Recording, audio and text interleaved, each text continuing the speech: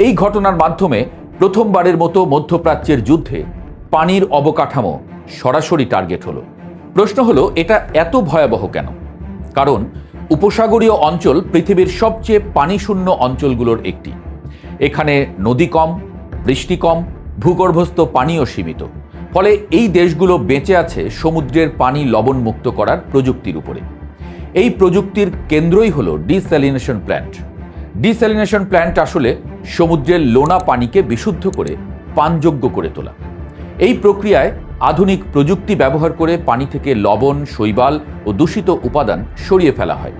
সাধারণত দুটি পদ্ধতিতে এটি করা হয়। প্রথমটি তাপীয় পদ্ধতি। এখানে সমুদ্রের পানিকে এতটাই উত্তপ্ত করা হয় যে তা বাষ্পে পরিণত হয়। এরপর সেই বাষ্পকে ঠান্ডা করে আবার পানিতে রূপান্তর করা হয়। এতে লবণ নিচে থেকে যায় আর পানি বিশুদ্ধ হয়ে আলাদা হয়ে যায়।